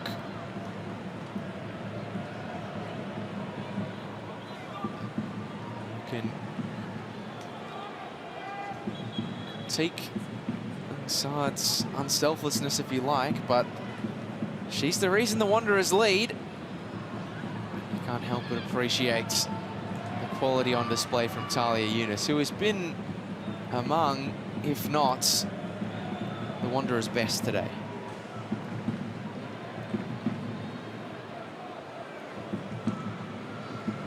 Asen winning it back for the Sky Blues.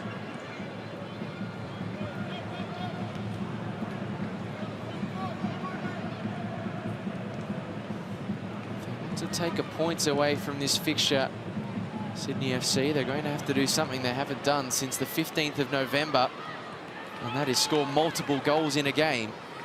They've only scored 2 in the last 60 days. It's a tall task, but you don't write them off on Derby Day. Yunus lifts it for Buchanan, who rides the challenge of Tanner, who concedes a corner for the Wanderers. You can just see the confidence that these Western Sydney Wanderers players are playing with at the moment, the way they're going forward, the combination play, to be able to just win those 50-50 tackles and be able to be first to everything. And that's the difference in this second half. Bent in by Yunus. Kong! The Wanderers are too clear. And today could well be the day that the Derby drought comes to an end. 20 minutes to play, and Yuan Kong has put the Wanderers too clear on Derby Day. And it's a second goal of the season for the Chinese international. Another great delivery from Talia Yunus. Beautiful delivery by Yunus, but great from Kong there, being able to use her body. She gets up above her defender and just really just shapes it back into where it came from. Beautiful finish and a well-deserved goal for the Western Sydney Wanderers. We're talking about it in the first half, Kath Canuli, with the quality of Talia Yunus' set-piece deliveries today. It was a wonder that they hadn't had a few more chances from corner balls, from those sort of situations. And almost speaking it into existence, Talia Yunus drops it on a dime for the tallest player in the Wanderers 11. And they have an insurance policy against Sydney FC. I can barely believe what I'm saying.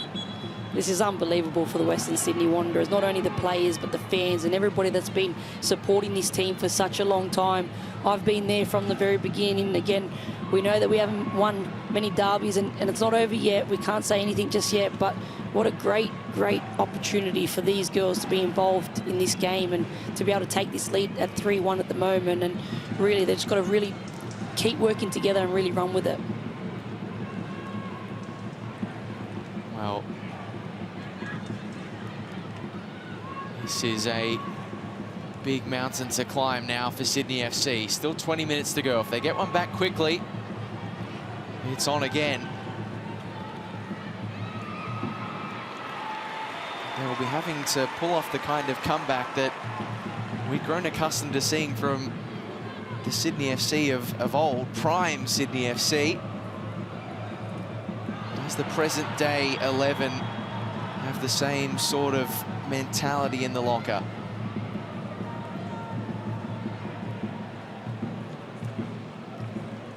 If they're going to do it, it will require 2 more goals, 3 for the match, which going into today is half of their tally for the season. It's not an easy one for Sydney FC, and the way that their season has been panning out for them. They've got to really dig deep in this situation. I know we've got plenty of time left, but it's going to take a real test of character here of this Sydney FC team. Some friendly words exchanged there between Ruby Sullivan and Melissa Rungsard. Two players I fancy who, despite being on either side of the Derby divide, would have had a bit to do with one another, not just at NPL level, but probably at youth national team level as well. Well, Lisa Ensard really just got called into her first national team camp with the young Matildas in our last camp that we had in Canberra. You could see that, you know, it's been a great season for Alyssa. She's been fantastic, and we all know that there's plenty of talent in Western Sydney. There's plenty of girls that play across the world, across the A-League, that come out of Western Sydney, and there's plenty more out there as well. Many who watched her exploits in the NPL New South Wales last season, not surprised to see how well she's taken to professional life. Scored a boatload for the Gladesville Ravens, where she was teammate of Sham Karmas.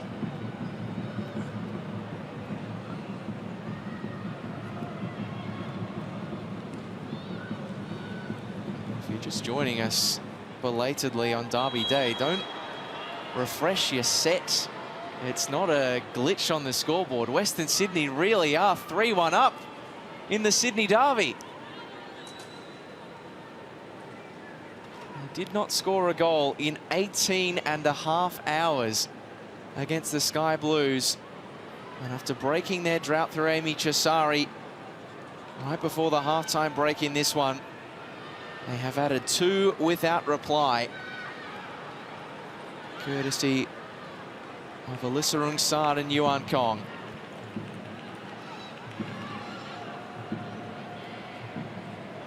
And there is Paul Lederer and a few of the A-League men's players watching on, of course.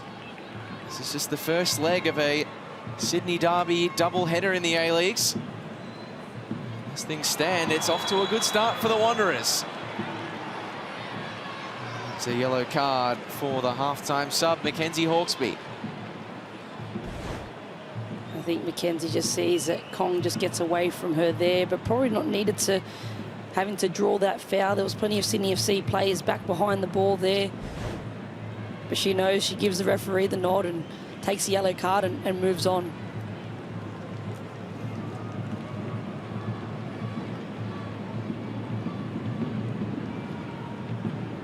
Other side of the sky blue equation, Ufuk Talay watching on, hoping that this sort of scoreline doesn't befall his side. Susie Youth A-League clash to come.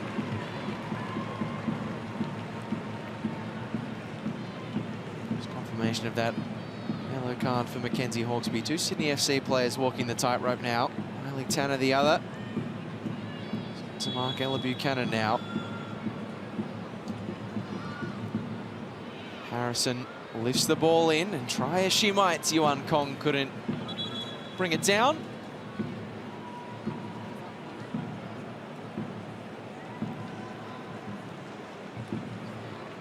Could be a day of records tumbling, as Kush LaRue will get her second appearance since coming back from injury for the Wanderers. The 3rd and most recent goal scorer in Yuan Kong leaves the field.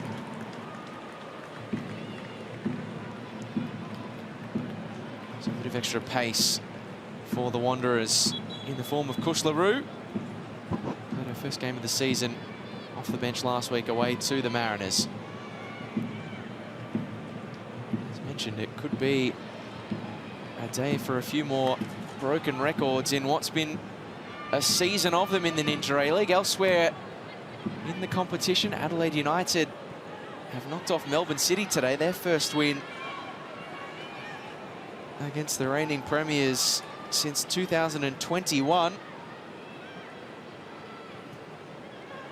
And in a year that's already seen Newcastle Jets get their first ever win against Melbourne City, Canberra United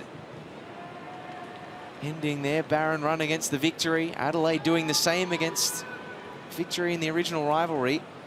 It is a competition, Kath Canuli, where this year, apparently more than ever, anyone can actually beat anyone. That is so true, Lockie. It makes it exciting. It makes it an exciting competition. And, you know, every time you go to a match and every time you take the field, you don't know what's going to happen. And it's fantastic to see that, because it creates a lot of excitement around the league.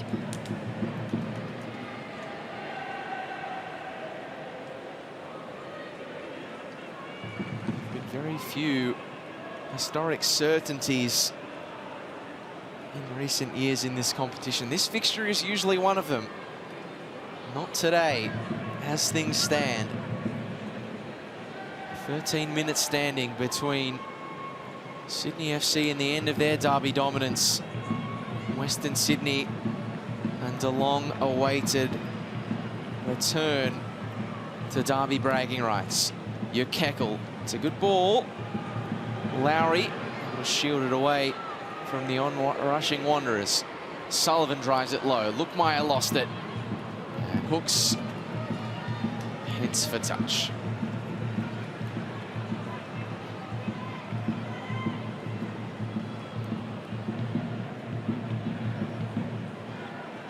Chumeth. Able to win it back for the hosts.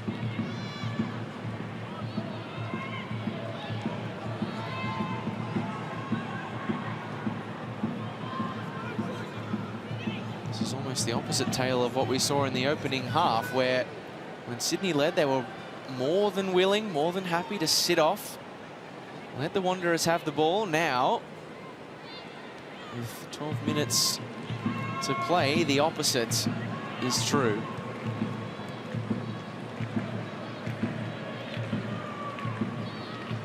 Well, one back by Tanner, taken off the toes of Luchtmeijer. Chisari. Kekel fires it towards Riley Tanner, who chops inside. Riley Tanner can't get the curl. And if Sydney are to mount an unlikely charge, those are the kind of shots that need to be on target. She's done really well there, Riley, the way she cuts back onto her right foot there. She's got plenty of time and space to be able to, you know, even take a touch to go towards goal as well. But you can't allow a player like Riley Tanner that type of time and space in that dangerous area.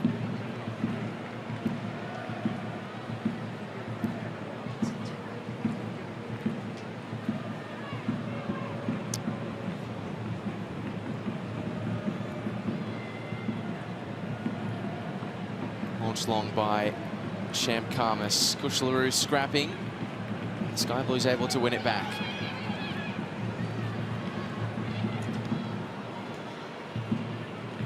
Lowry. Next goal in this game, if there is one, so important. Sydney find it, this one is alive. If the Wanderers do, they can almost reach out and touch this win that they have waited so long for. Danica Matos. Not accustomed to being in the rarefied air of the attacking third, decides to knock it back.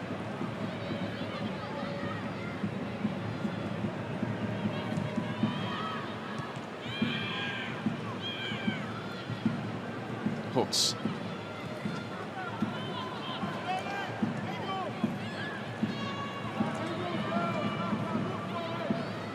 Just still isolated. Ungsar, she's not afraid of shooting and wasn't that time.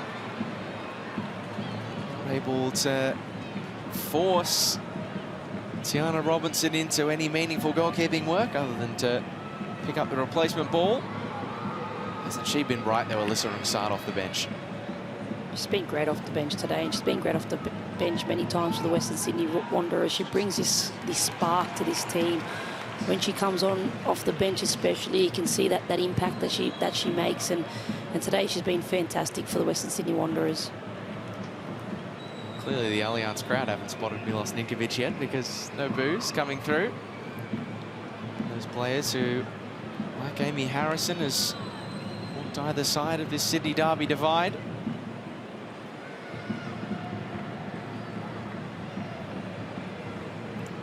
They've all come to the better side, Lockie. Just needed to throw that one in for you. Easy to say with the score at 3-1. Look, I haven't had much time over my career to be able to have bragging rights on this big derby, so can I have my moment here? I've got about another 9 or 10 minutes left in this game. You, along with Wanderers fans who are watching on with bated breath, have got less than 10 minutes plus some stoppage time to wait. Amy Harrison on the ball now. She's the only Wanderer remaining from the last time this team won a game against the Sky Blues back in 2019. Is she about to be joined by a good 15 other teammates at long last? Kush LaRue lifts the ball in, past the waiting head, but picked up by Eunice. Talia Eunice going for goal. It'll be a reset for Sydney FC. Very intense, but execution lacking from Talia Eunice. Sands of time starting to turn against Sydney FC. Riley Tanner on the move. Options left and right. She heads for Jodie Ukekel. Corbett. Wonderful pass through the lines. Amber Luchtmeijer. Goal back for Sydney. Game on in the derby. 7 minutes of regulation to play. And her first goal in over a year for Amber Luchtmeijer has us set up for a grandstand finish at Allianz.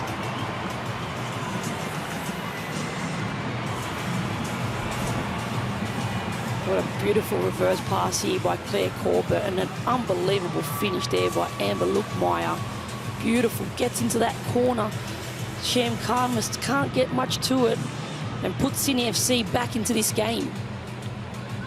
It's a lethal finish from Luchtmeijer, back on the board for the first time since the 8th of December 2024. Hope springs anew for the Sky Blues. Can they pull this one out of the fire? Can the Wanderers hold on? Amber Luchtmeijer has given us a box office ending to Sydney Derby 28.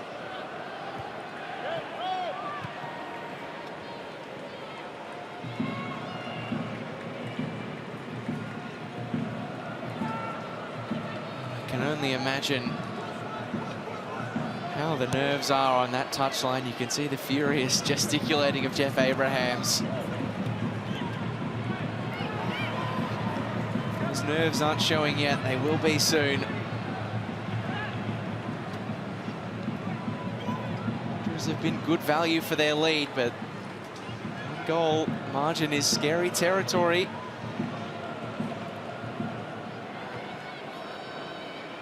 Pushed wide for Kush LaRue. Held up in the turf, and Sullivan was able to not just clear it out, but clear it out off the body of Kush LaRue. So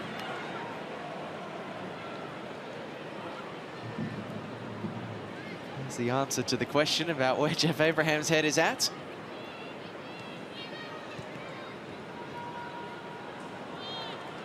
Claire Corbett unable to look it to the aid of a teammate, Norkanena Harada.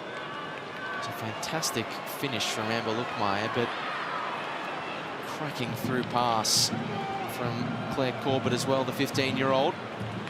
Well, not quite repeating the trick. What is going through your head as a coach right now? If you're Jeff Abrahams, where is the mind when you're on the cusp of such a monumental result, but your side just need to hold on? I think it's really important that you stay calm in this situation. You really pick out a couple of leaders on the pitch that you can get a message into them to be able to, you know, calm the nerves on the pitch. It's all about the game management now, especially because the emotions are really high. Sydney FC have just scored their second goal. They're back into the game at the moment, but it's important that, you know, that Jeff's not screaming from the sideline and really trying to disrupt those emotions. You have to try and pick at least one or two players on the pitch that you can use to be able to push that message across. And you can see here, you know, even with the likes of Sham Karmas, Amy Harrison, when they get on the ball, they know that they need to calm things down, especially coming from Karmas at the back. If they didn't already have a big responsibility on their shoulders, the likes of Sham Karmas and Amy Harrison have got and responsibility to will their team on to see this one out. They know what this would mean for the fans in Sydney's West.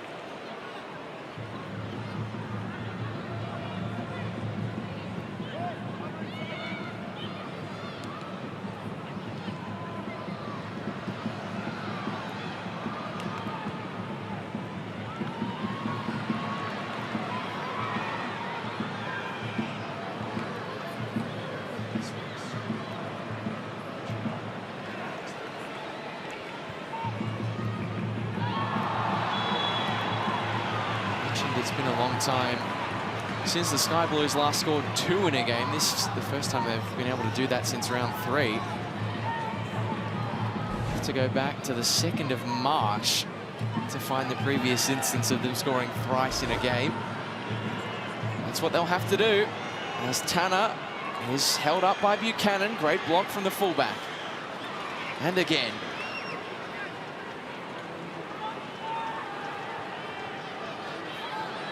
It's a laboured pass from Riley Tanner, and it's not a player you want to give the ball away to. The fresh legs of Alyssa Ringsard, with Kushlaroo waiting on the far side. She leaves it for Danica Matos, who goes for goal and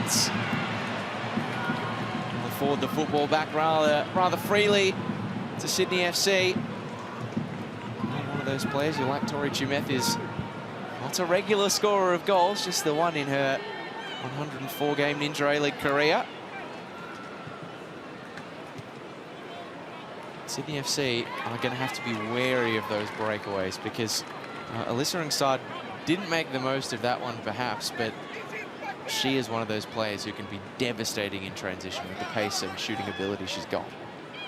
Absolutely, but at this point in this game, Sydney FC don't have much to lose here, so they've got to really go and give everything that they've got. They've got to really push forward in numbers and be a little bit more direct and try to start to sort of take a bit more risks. They're not going to have too much time left here to be able to create a few more opportunities, but they need to commit a few more numbers forward, and that's going to create the transitions for the Western Sydney Wanderers. For the Wanderers is there.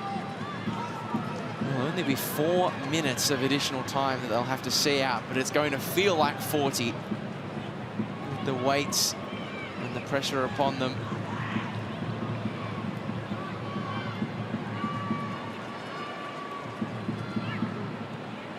They have had to go through the ringer this week, Sydney FC. It's their 3rd game in 6 days. 8,000 kilometres worth of travel, red-eye flights. If they can fight back in this one with tired bodies, it will feel as good as a win. But for now, Sky Blue substitutes have played their part in this fixture, have to watch on.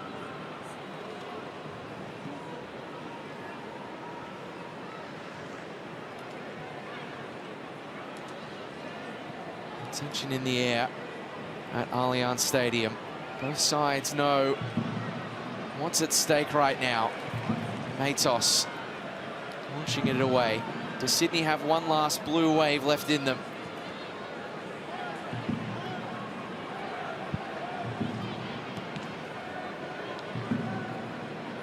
Western Sydney Wanderers are sitting quite deep here, and you can see when Willa Pearson or Asen are on the ball, they've got to really start to attack forward in that space to be able to go forward and break these lines here. They don't have much time left, and they've got to make the most of it. Oh, and here's an opportunity for Riley Tanner. Big save from Caspers. Claire Corbett, another huge stop. Corbett inside, Wanderers clear. And they were nearly the agents of their own demise. Corbett drives the ball in. Up but not away by the Wanderers. What a massive double stop from Sham Caspers. Chisari, anywhere will do for the Wanderers at this point.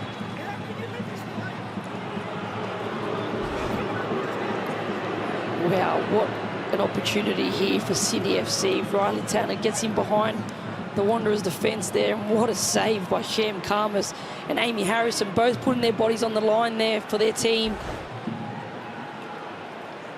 It doesn't look good, but for Sham Caspers lying on the floor, this is not a sight that you see very, very often. She's a fierce competitor. She never shows any weakness, and to see her down on the ground.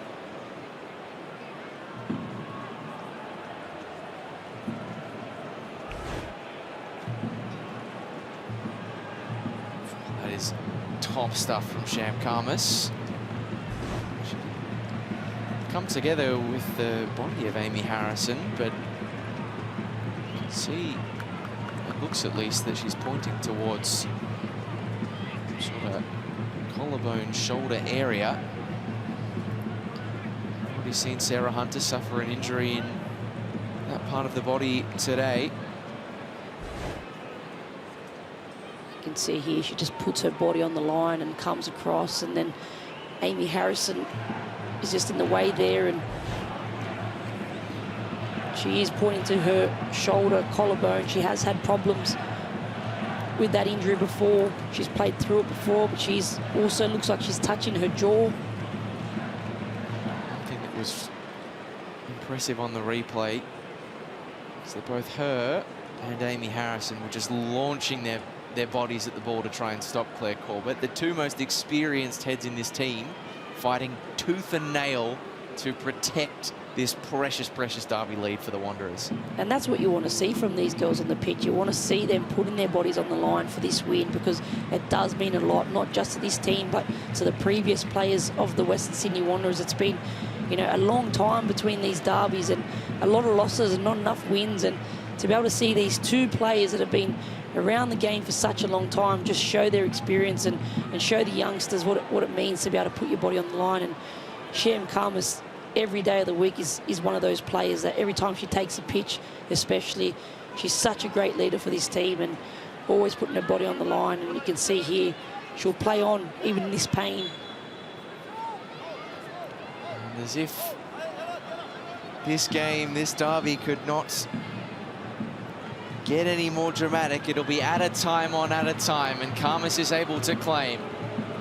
And so we're entering into uncharted territory now. Isabella Mawson will have been adding on time for the Sham Caspers injury. So likely get a couple of extra minutes for the Sky Blues to try and stay alive.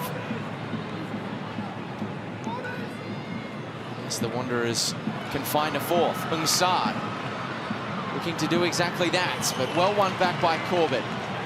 Sydney FC push forward. Kekel, the player chasing. And doing a little too much in the eyes of Isabella Mawson.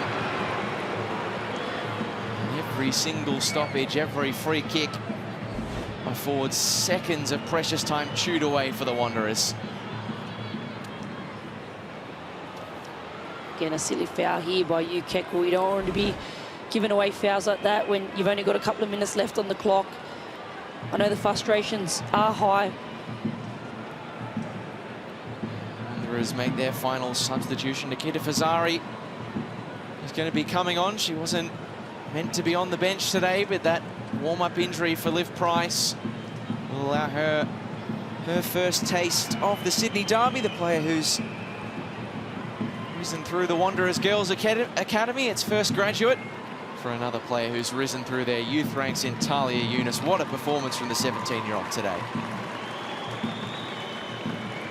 substitution for Wanderers coming off with number 19, Talia Yunus.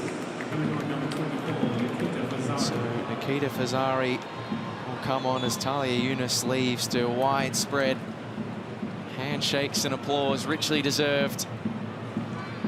Sham Karmas launches it long. And Western Sydney's day of derby deliverance is finally upon us. 2,234 days the Wanderers have waited to turn Sydney red and black. And they did it in a derby epic after 12 failed attempts. The number 13 will never be unlucky in Wonderland. They've finally done it.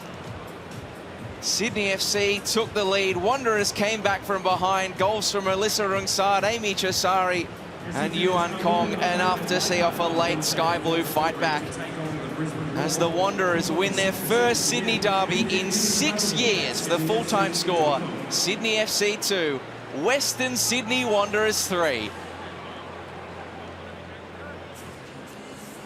And they've had to wait a long time for today.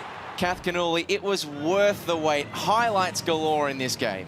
It really was, Lockie. It didn't start well for the Western Sydney Wanderers, and Sydney FC took the lead first here with Riley Tanner with this phenomenal strike in the first 7 minutes of the match. But it was great to see the youngster here, Willa Pearson, with the interception, being able to go forward quickly. And again, as you can see, this strike from Riley Tanner, phenomenal strike. And when that goal burst the back of the net from Riley Tanner, the Wanderers got that familiar sinking derby day feeling. It seemed as though it would be one of those games where they might let it slip by. But Kath Canuli, this ended up not being one of these games, and this was a big reason why. It really was. It was a great strike here from Amy Chisari, and to be able to do this just before they go into half-time, it really changes the narrative of this game. And change the narrative it did, because the Wanderers came out of the blocks in the second half and scored 2 goals in quick succession. They sure did. It's a set piece straight off the training field, that's for sure. And you can see Alyssa Ansad, the impact that she made off the bench was fantastic. She's looking to pick it up in the box, fights for it, gets there first and puts the ball in the back of the net. And that one came from a short corner routine. This one direct. Eunice to Kong, 3-2. Beautiful delivery there by Talia Yunus, the outswinger there, right on the head of Kong, and all she needs to do is just shape it into the back of the net for the Western Sydney Wanderers and gives them the lead. A great little ball here by Corbett. Amber Luchtmeijer gets Sydney FC back in the game, but it just wasn't enough for Sydney FC today. It was a great finish. It set up a grandstand finish, but it wasn't enough for the Sky Blues. Derby day in Sydney is the Wanderers for the first time since 2019. And this is the tale of the tape. 34 shots. It's not often a free-flowing affair, but this one was, and the Wanderers well deserving of their win. They really are today. They've done really well, especially in the second half, the way that they came out, the impact of the subs that did come on, the changes. They really took it to Sydney FC, and they are well-deserved winners today. This is what it does for the Ninja A-League table. As you are about to see, it doesn't change the Western Sydney Wanderers' weight